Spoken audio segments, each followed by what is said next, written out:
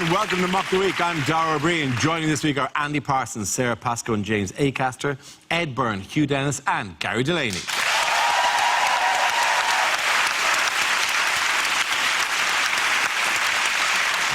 We start with a round call. If this is the answer, what is the question? On the board are 6 categories. Sarah, which category would you like? I will have world news, please. OK, world news it is. The answer is 1.6 billion. What is the question? Is it how many immigrants are so lazy they haven't even bothered to come over here? Is it what in decibels is Brian blessed? Is it when they go back to us, how many drachma will there be to the euro? For about a week or so. How many Scottish people now say they voted yes in the referendum? Is it what was the crucial missing ingredient from England's bid for the 2022 World Cup?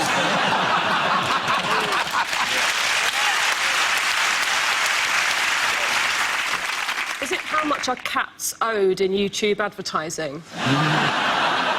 Is it when I went on Dragon's Den, how much did I want for a 2% share in my body hoover business? James, talk numbers. How many? What's your turnover? well, Deborah. I haven't really got the numbers in my head. That's what they say, isn't it? Right, I'm out. That usually gets... Is it what is the count in Sesame Street up to now? We think he's just somewhere in a bar, just still counting.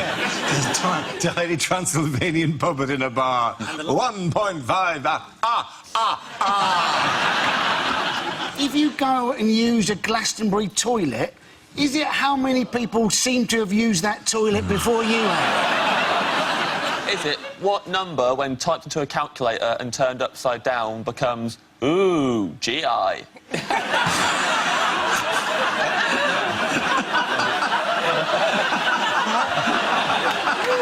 Is it after you've popped, how many Pringles can you eat before you must stop?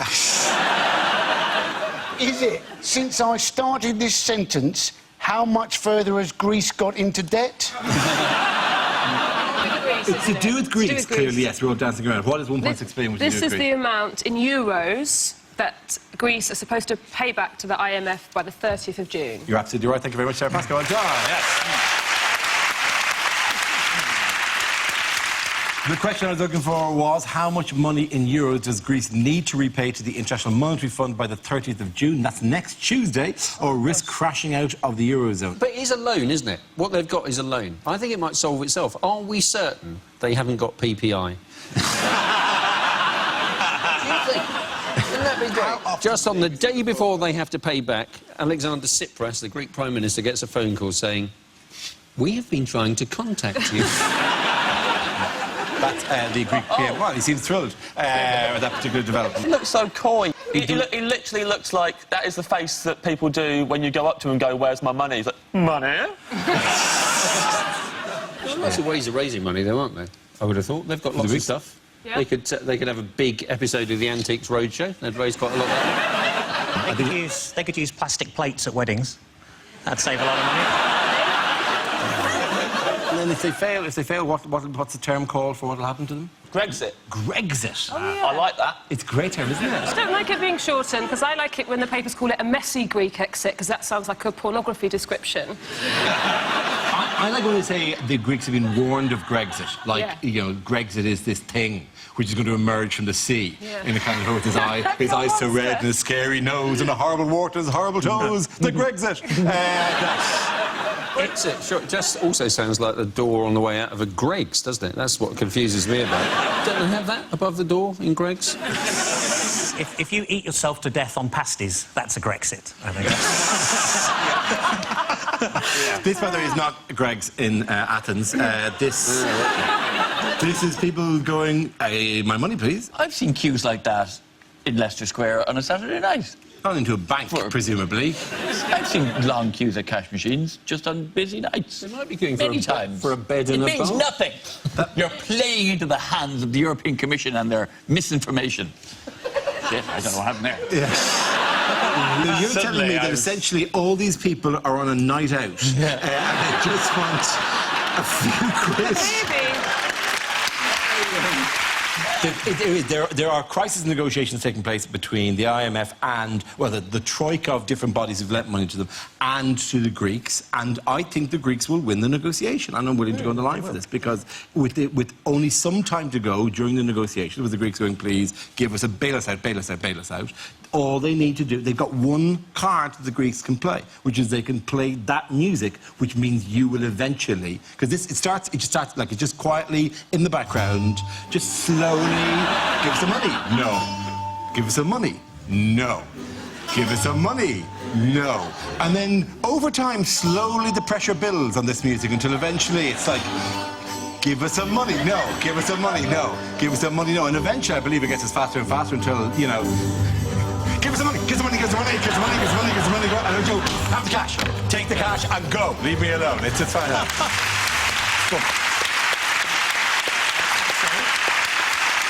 Really, I just wanted you to spend the rest of the evening going ding, ding, ding, ding, ding, ding. Could you hear that as well? I was worried there for a second. So this is all, I find it really confusing when it's like the money and the economics of it. So actually, it does become a lot easier if you convert it to alcohol and think that the ECB is a brewery and the EU is a pub, and all of the countries put their alcohol behind the bar, but we need more drink. But the only way we can make more drink is if we water it down. And Germany won't let us do that, and they're in charge because they make the best drink, which is beer. Greece only have ouzo, which is the worst drink, and we knew they only had ouzo, and we shouldn't have let them join the pub, but we did because we were hammered. Who hasn't met the wrong person in when they were drunk, eh, girls? So, and now, I mean, Greece has passed out, it's too drunk, and Germany's trying to sober them up. And why can't we just kick them out of the bar? Oh, because they've started a tab and not on their cards? Like, we all started a joint account for some reason. And this is supposed to simplify things in your head. I've got the solution. So it's all much neater now. And the solution is we should let Weatherspoons sort it out. Did they not withdraw €4 billion or something last week? I mean, it's a real genuine problem. People taking all the money out, and then they started hiding the money. Everybody started hiding cash. And they say in secret places in the article I read. They're hiding their money in frozen chickens. This was the strangest hiding place I had, where they put them in the freezer and they put the money into the chicken. We shouldn't know about that. But that's the whole point of hiding. Is it's a secret. Yeah. We live in England and we know where they've hid their money. It should not have got back to me. Can we play the music again? Oh, I love the music. Yeah, that's here. One more time. The middle bit. Just be so strong again. Oh my God, this is so fun.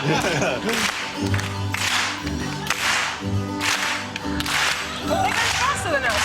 They're going too fast. Table take our combined weight. We'll get on it. Just split the table over together. We'll try. We can flip it. I'm sure the people of Greece will be absolutely delighted. Listen, there is an issue, obviously, of how it's going to affect holidaymakers and British tourists going over. There was a statement there that said that holidaymakers should bring over cash. Well, this is specific, and the statement came from muggers. Travel agents suggested that people bring cash and credit cards or debit cards. So there's my plan to use magic beans as currency. What did you think we were bringing? Also, guys, if you're planning a holiday, think about getting a passport. Yes. I can imagine if you arrived in Athens Customs and said, do I have a passport? No, but I have money! Make it rain, bitches! Make it rain! Scuffling around with their chickens. I wonder why people are going on holiday to Greece. And people are going, oh, well, it's cheap sunshine. But you're thinking, well, Syria is cheap sunshine, isn't it? I mean, OK, you don't maybe get the level of service there, but just think of the number of people that will be at the UK airport to greet you on your return home. I mean, it's got fantastic weather, it's got beautiful beaches, it's got fantastic food. And if you are eating out in Greece, my advice would be try the chicken. I'm sure the people of Greece will be absolutely delighted. Well, I'm sure they're going, well, the one thing we have is Muck the Week. Oh, for fuck's sake. During this difficult time, the one thing we've always been able to rely on is, but now they're doing our dance wrong, incorrectly. Because that music comes on, I do lobster hands for some random reason. I keep doing this, like it's a pincer dance. Not getting closer. I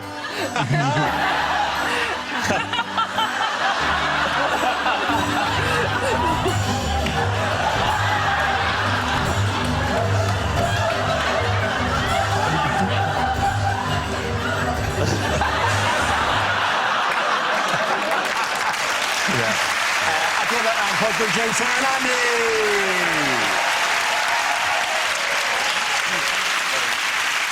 Now we play a round called Your Grexits Are Here, Here and Here. This game involves James and Gary, so if you could make your way to the performance area, please.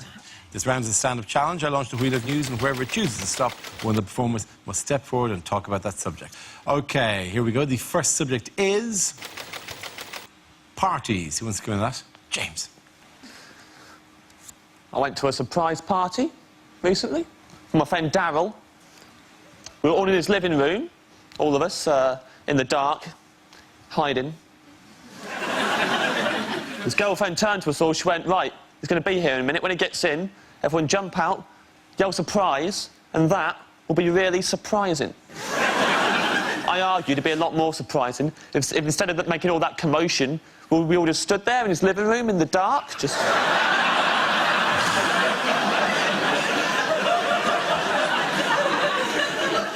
When he comes in and turns the lights on, see how surprised he is then? It's a good party.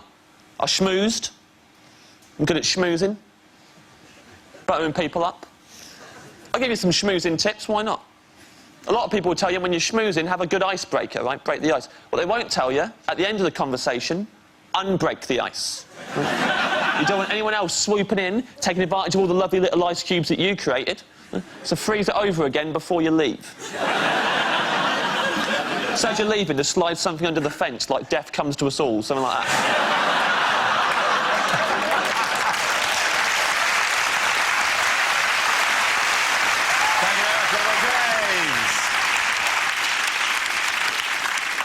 So, Gary's left. Let's see what topic you have, Gary. Let's spin the wheel. And the topic is childhood. I didn't know what to get my little niece for Christmas, so I asked my sister what she's into. And apparently, at the moment, she's mad about frozen stuff, so I got her some oven chips and peas. And they love that. Every Christmas day, we'd always have pigs in blankets, or as you probably call them, relatives sleeping in the spare room. Winnie the Pooh, possibly the most vindictive chapter in Nelson Mandela's autobiography. It was only after I shot the 5th zombie that I started to wonder why they were all carrying bags of sweets and ringing my doorbell.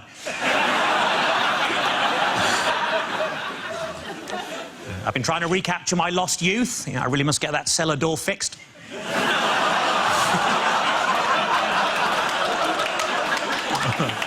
One time when I was a kid, I bought a chocolate bar. On the inside of the wrapper, it said, "You're a loser." I wouldn't mind if there'd been some sort of competition on. To make things worse, it was a boost.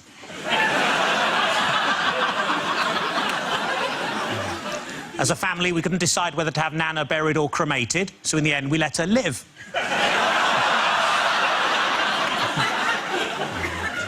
My 13-year-old cousin's already started taking heroin. It's amazing, isn't it? They shoot up so fast these days. Well done. Very good.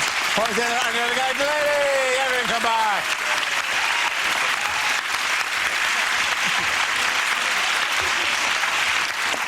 Our next round is called Picture of the Week. I show the panel a topical image and ask them to tell me what's happening. So what is going on here? Is he going, do you want to know why I'm called Trump? Pull my finger. This is taken at Comic-Con, and this is actually a guest appearance by Sloth from the Goonies. Are you sure he's not just showing how he got the money into the chicken? Really Gotta get it up there, right in the You really just gotta get it up there, up there. That's it. They've asked him, Donald, how many Mexican immigrants is too many? Is the caption, what's orange, angry and never going to be president? No, the picture is Donald Trump has announced he's standing for the Republican nomination as president in the election this year. Did you watch the speech? His magical, glorious, all-welcoming speech? The people who came really badly out of his speech were Mexicans, weren't Mexicans they? too bad, yeah. And he's like Nigel Farage. He's really worried about immigration. So his plan, if he becomes president, is he's going to build a 2,000-mile-long wall between the US and Mexico. So he's going to build a great wall to keep people out. And at the same time, his next point was he's not going to be influenced by China.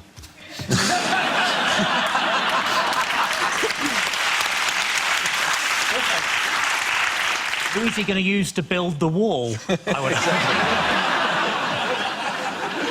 He said other stupid things. He said that all of the women on The Apprentice were either flirting with him consciously or unconsciously. And genuinely, he said that. And a word of warning, if they're unconscious, they're not flirting. You know, that's an important lesson.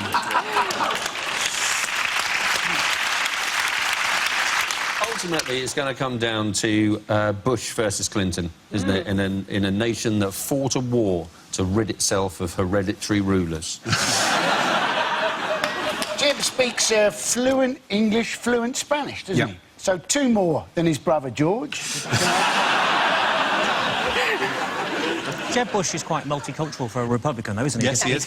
He's married to a Mexican, which just goes to show that in America, Mexicans do all the jobs that they don't want to do. In other news, which iconic building might need to be shut soon? Well, it's the Houses of Parliament, isn't it? It is the Houses of Palace Parliament, of yes. Westminster. I never know the difference. I know, the Palace of Westminster was the entire Palace. thing, yeah. So the building needs repairs. It does need repairs. It's all kind of falling apart and full of mice. It was originally a royal palace. I don't know why I'm telling you all this. Are we on a tour? Yes. I know, I used to do tour guides. So Do you actually work as a tour? Yeah, for about 4 years. In there? Is you working No, on London buses. So pointing at stuff. Oh, you were doing that thing? Yeah. And Parliament's incredible to talk about. It's perpendicular Gothic, which was influenced by the... Yeah, please tell us more, Sarah. This is why we came to watch Mock of the Week. So it was influenced by a tiny bit of Westminster Abbey. There's 8 Japanese tourists who haven't been getting anything else, and are now going, oh, pretty good, finally. When you say it used to be a royal palace, So are there the king used to other live there. palaces that aren't royal? Yeah. Are there? Crystal Palace? Yeah, very good. Very good, yeah. The Palace Tandoori, that's down near my way. What have they found inside there? Mice. It's infested with vermin, or at least that's what the rats say. With mice, moths and foxes. Foxes are running wild within the palace. That's not surprising. Just scavenging members of the Lib Dems who seem to have fallen away from the group.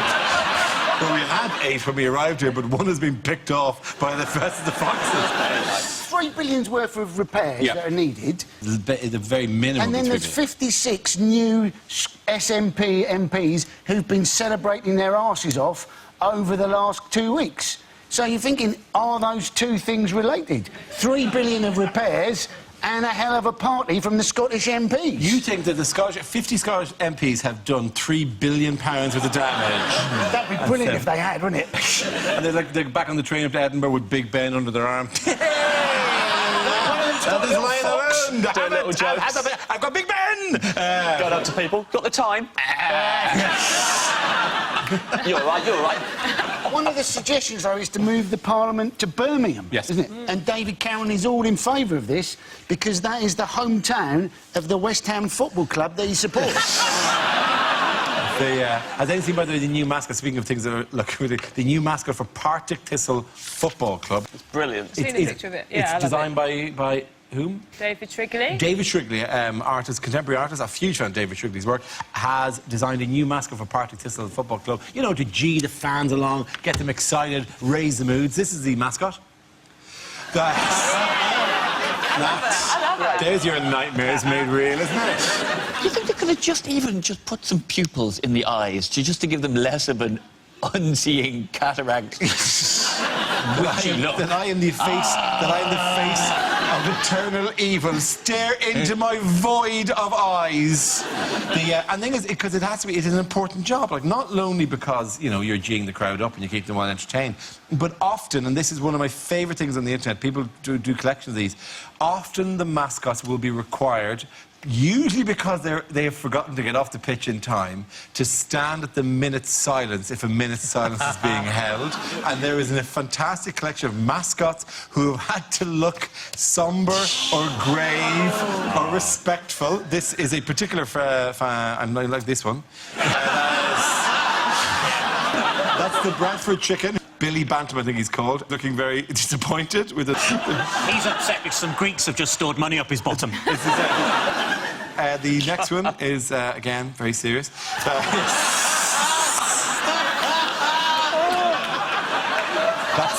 That's Poggy Bird from West Brom.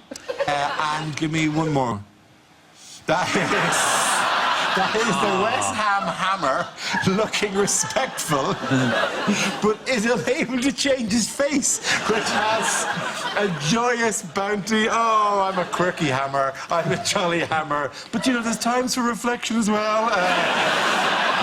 OK, David, and the points get Ed here and Gary.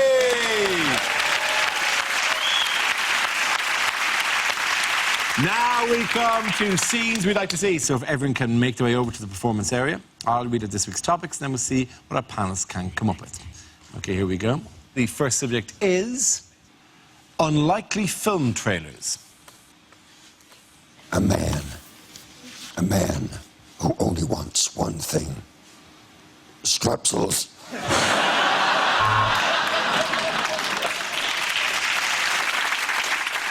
In his toughest assignment yet, Peter Parker has to pick a peck of pickled peppercorn.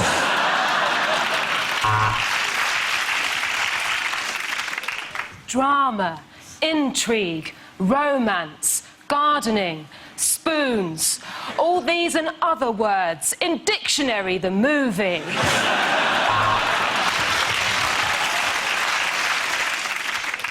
All your favourite administrators are back in Human Resources 2. This time it's personnel. When a hairpiece gets possessed by the devil, there'll be hell to pay.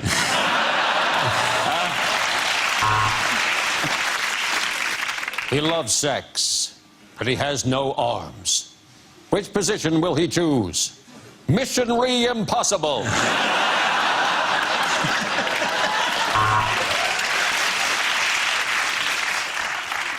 If you see one film this year, then you're probably a new parent.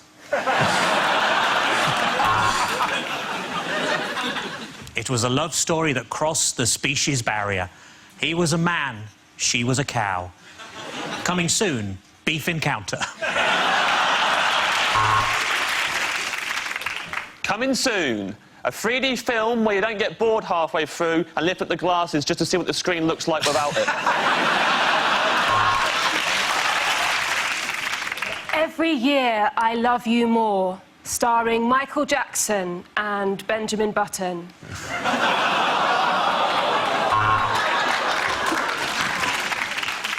Coming soon, a story of premature ejaculation.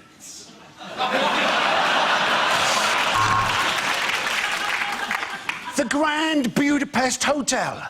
Brilliant, The Times. 5 stars, The Guardian. The beds weren't made. TripAdvisor.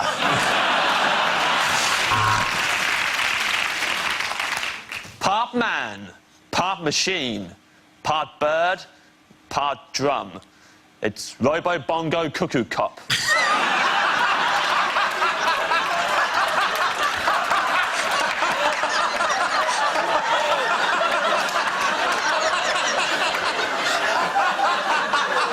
Thank you very much. A group of Greeks try to get away with their money. Chicken Run.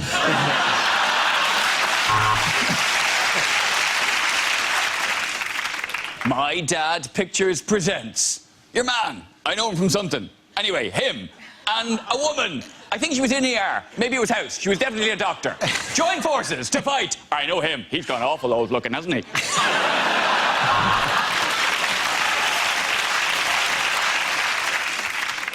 It's the bromance of the year. Ed and David Miliband star in What the Fuck Was the Point of That, Then?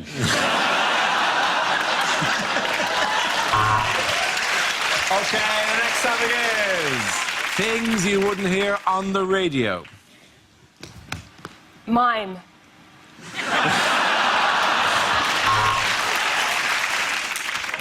I'm sorry for that small pause just at the end of that record there. Only my shit took slightly longer than I expected. This is Top DJs of the 1970s. Prison radio has never sounded so good. A hideous car crash has occurred at the end of the A19. It's called Doncaster.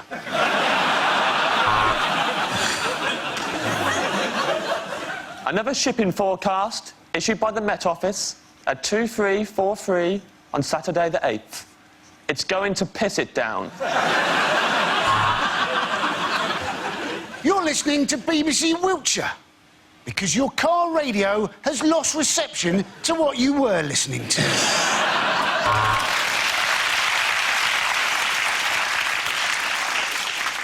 And next up on the Archers, there's an axe murderer on the loose. Not really. Someone has an argument with their housekeeper. Travel news. A coachload of origami enthusiasts has broken down on the M1, and they're all currently sat on the hard shoulder making paper models of cars. Traffic is described as stationary.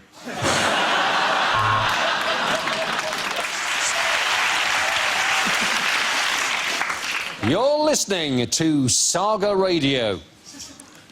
You're listening...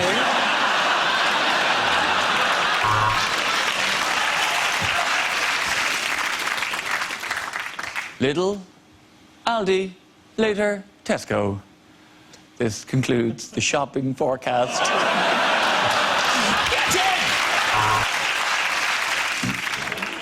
Have you been injured at work? Maybe you should turn the radio off and concentrate properly on what you're doing. But you're dead. We're all dead. We've all been dead from the beginning. You've been listening to the final ever episode of The Archers.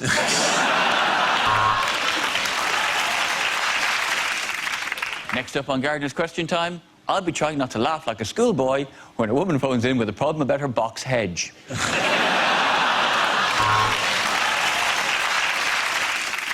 This is local radio, it's 4 a.m. and no one's listening. Let's play Say Something Racist Roulette.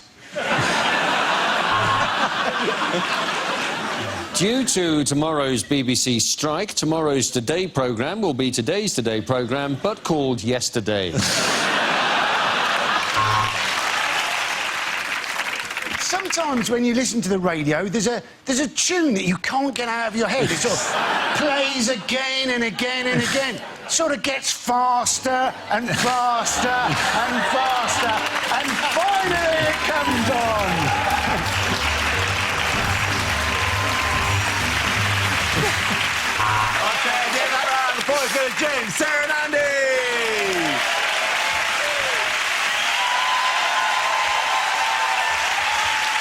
That's the end of the show. This week's winners are Ed Byrne, Hugh Dennis and Gary Delaney. Commiserations to Andy Parsons, Sara Pascoe and James Acaster. Thank you for watching. Good night.